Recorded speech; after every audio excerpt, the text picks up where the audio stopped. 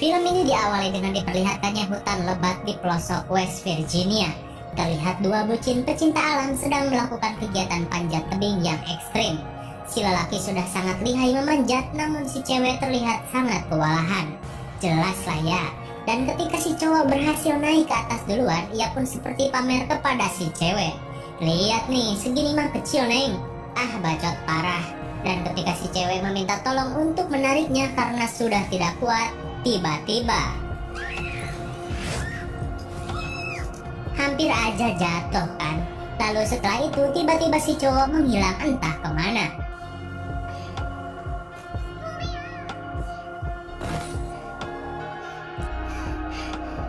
Si cowok seperti dibunuh seseorang dengan darah yang ngacret ke muka ceweknya. Lalu si cowok pun ditarik dan dilempar dari atas tebing. Jelas si cewek panik, lalu ia pun ditarik dengan paksa ke atas tebing. Dirasa nyawanya dalam bahaya, ia pun segera memotong tali tersebut. Dan karena panik, ia pun tiba-tiba menjadi lihai nemplok di tebing tanpa pengaman. Namun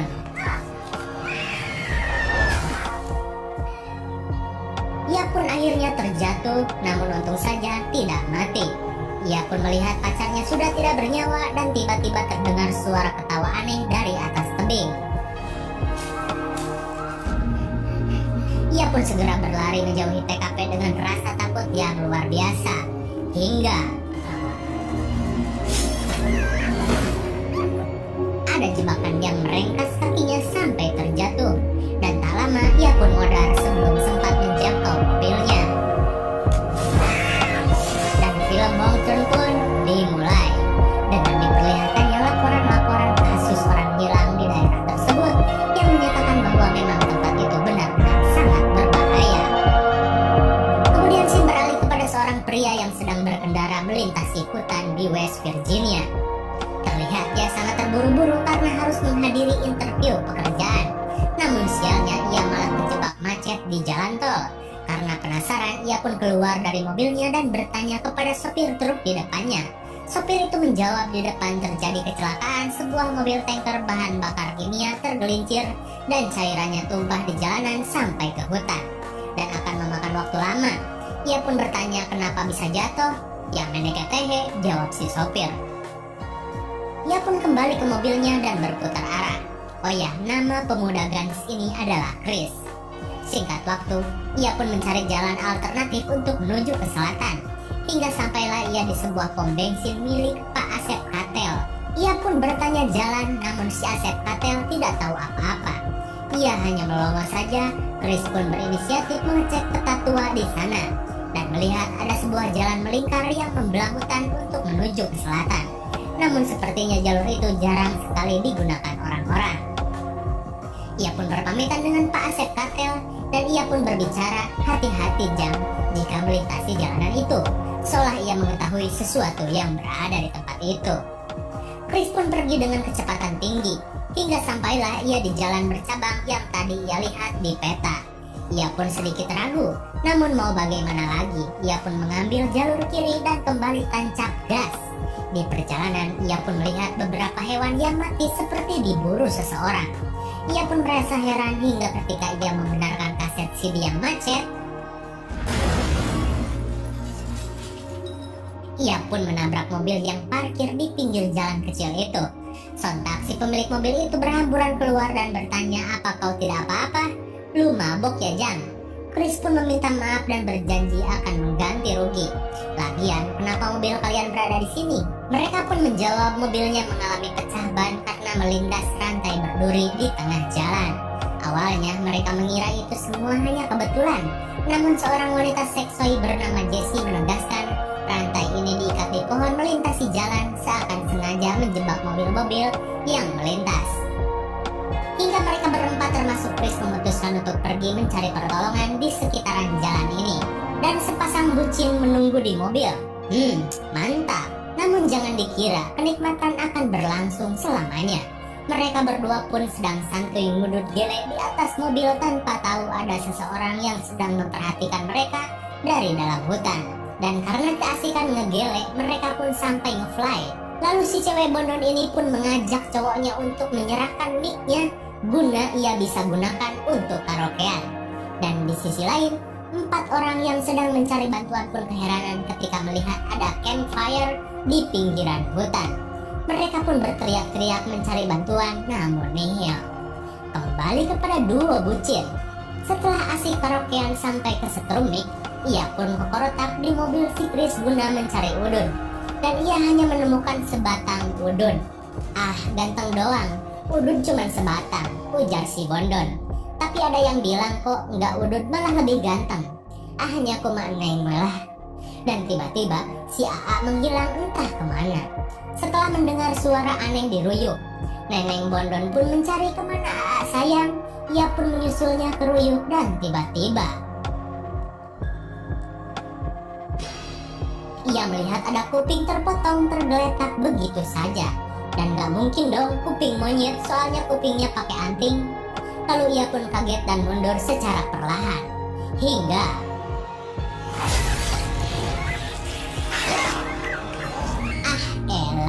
si Bondon pun tewas disergap psikopat menggunakan kawat berduri. 2 orang sudah modal, tersisa 4 orang lagi. Chris dan Jesse pun akhirnya hanya menemukan jalan buntu di ujung jalan. Mereka pun kebingungan harus bagaimana. Lantas mau bagaimana lagi, mereka pun kembali berjalan. Dan setelah beberapa jam mereka mencari, akhirnya mereka menemukan sebuah gubuk tua di tengah hutan yang dihiasi banyak sekali mobil rongsok di sana. Ah, udah pasti ini mah rumah psikopat. Jesse pun sudah mulai curiga dan gak enak hati. Namun karena dalam kondisi emergensi, mereka pun memberanikan diri untuk masuk. Dan di dalam alangkah sangat pabalatak alias berantakan. Ya kalau bersih bukan rumah psikopat namanya. Mereka pun mencari-cari apakah ada telepon atau apalah buat meminta bantuan. Namun nihil. Yang mereka temukan hanyalah barang-barang rongsok yang entah dari mana asalnya. Kemudian si cewek bernama Carly tiba-tiba pengen ngompol. Ia pun masuk ke WC yang baunya nggak ketulungan dengan WC mampet yang begitu geleh sekali. Ia pun melihat gigi-gigi aneh di dalam toples. Sementara itu Chris membuka kulkas dan alangkah kagetnya ia melihat banyak sekali daging-daging aneh seperti daging manusia di dalam kulkas. Dan Jesse ia menemukan ada kawat besi di rumah itu. Seketika mereka panik dan yakin kalau rumah ini adalah rumah psikopat. Dan sialnya, di saat yang bersamaan mobil psikopat datang dengan menderek mobil-mobil mereka. Sontak mereka panik dan mencoba berlari ke pintu belakang. Namun seperti biasa, tidak semudah itu. Dan akhirnya, para psikopat itu pun memasuki rumah.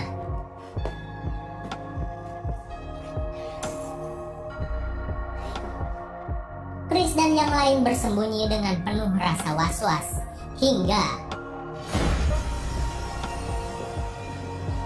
mereka melihat mayat Bondon sudah dibawa ke rumah itu untuk dijadikan makan siang. Si Bondon pun dinaikkan ke atas meja dan dipotong-potong seperti hewan kurban. Mengerikan sekali ya. Singkat waktu, setelah puas dengan daging Bondon, para psikopat itu pun tertidur pulas. Lalu Chris dan yang lain berusaha mengendap-endap untuk kabur.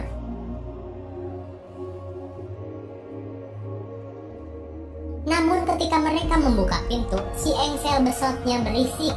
Chris pun menahannya menggunakan tangan sampai berdarah. Namun tiba-tiba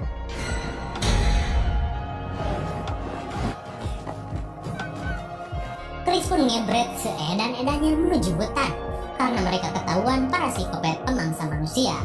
Ya kalau kita jadi mereka, kita pasti udah ngompol calana, lulus alias lemes. Dan Chris pun melihat para psikopat itu mengeluarkan mobil kopetnya dan mengejar mereka dengan cara lain. Chris dan yang lain pun semakin panik dan lari kukurusukan ke dalam hutan. Dan hingga akhirnya mereka sampai di sebuah tempat dengan banyaknya mobil rongsokan bekas pembegalan psikopat. Suasana semakin mencekam hingga tiba-tiba datanglah rombongan kopet yang datang tiba-tiba mengetahui mereka ada di sana. Sakti sekali ya bun. Psikopat-psikopat itu pun mencari keberadaan mereka dan Chris mempunyai siasat dengan akan mengalihkan perhatian mereka. Sedangkan yang lain berusaha merebut mobil tersebut.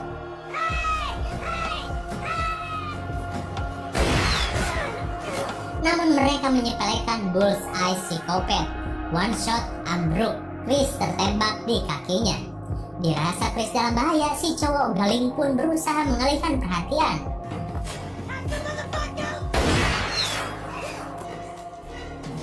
Beruntung ia masih bisa selamat. Chris dan dua cewek pun bergegas mencuri mobil psikopat sambil dikejar-kejar dengan ketawa yang mengerikan.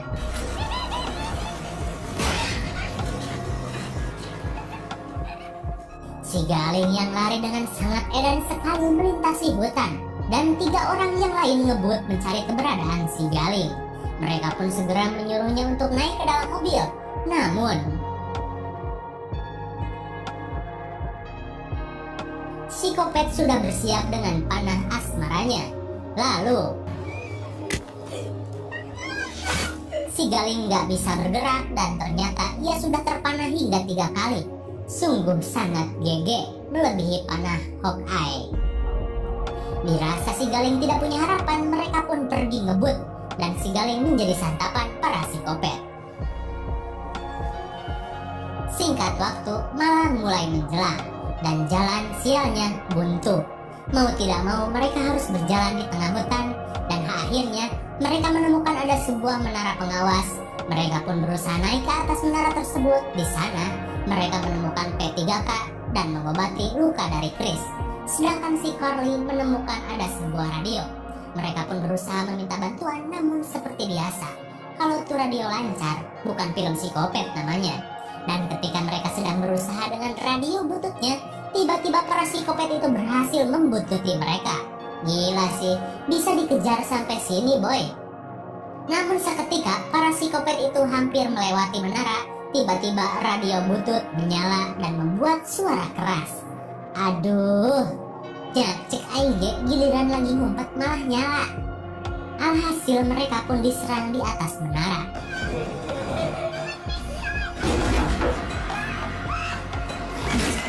Dirasa tidak ada jalan masuk, psikopat pun membakar menara tersebut. Chris dan yang lain panik hingga mereka memutuskan untuk melompat dan namplok di pohon daripada mati kebakar atau jadi makanan psikopat. Dan mereka pun melompat satu persatu.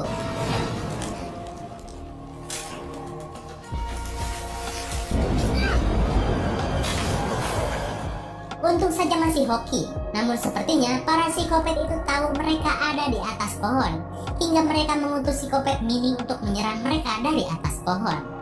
Sedangkan psikopat yang gede-gede memanah mereka. Dan benar saja, ketika si Carly akan melangkah,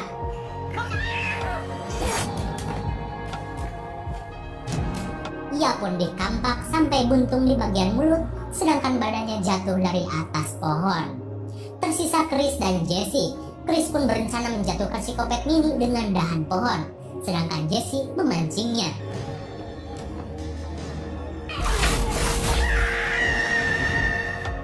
Mentah, psikopat pun terjatuh dari ketinggian yang ekstrim. Namun apa ia mati? Jelas enggak lah, karena psikopat wah anjir, ia masih sehat walafiat. Dan akhirnya mereka berhasil lolos. Meski terus dikejar-kejar psikopat tersebut, mereka pun bersembunyi di balik air terjun sampai pagi menjelang. Chris dan Jesse pun kembali melanjutkan pelarian, hingga akhirnya mereka menemukan jalan besar dan ketika mereka akan turun,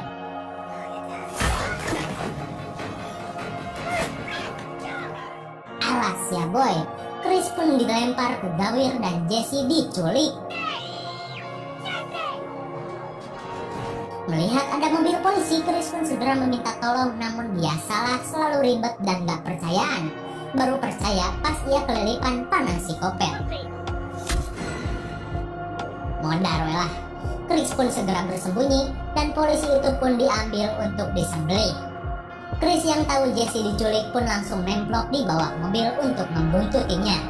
Di sisi lain, Jesse pun sedang dirogahala oleh para psikopat. Hingga Chris pun sampai di rumah psikopat itu kembali. Ia pun mempunyai siasat, sementara para psikopat sedang sibuk mengurus tangkapannya. Lalu terjadilah adegan pertarungan yang menegangkan.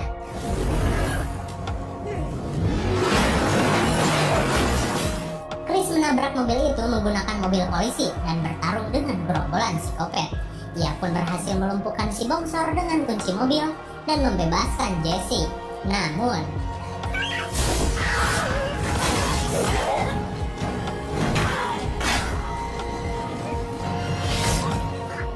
untung saja Jesse membawa panah dan memanah kepala dari psikopat berkampak itu.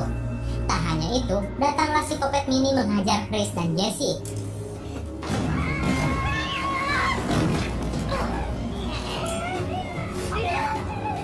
Dan akhirnya si Mini pun dikampak Jesse sampai modar. Hah? Modar? Masa sih? Chris pun mengambil senapan yang cuma sisa 1 peluru saja. Dan benar saja, para psikopat yang berhasil dilumpuhkan mendadak kembali bangkit. Ah, gak aneh sih, karena memang psikopat mah kuat. Jelas. Dan Chris pun mempunyai ide dengan akan meledakkan mobil berkompan tersebut. Dan meledaklah rumah psikopat dengan sangat dahsyat. Singkat waktu, Chris dan Jesse pun pergi menggunakan mobil derek psikopat. Ia pun kembali ke pom mini Pak Asep Katel. Namun Pak Asep Katel merasa sangat kaget melihat Chris dan Jesse selamat dari serangan makhluk penghuni West Virginia. Ia pun seakan tidak percaya. Ia pun berkata, "GG sekali kau di sana." Chris pun mengambil peta di sana dan pergi bersama Jesse. Dan film pun belum berakhir. Di malam hari, Pak Polisi India yang dengan sangat bodoh datang di saat semua sudah teratasi. Bahkan dengan api yang sudah padam menandakan dia sangat-sangat telat kacida. Ia pun memeriksa TKP dan psikopat mana? Terusin sama kalian ah. Dan film pun berakhir.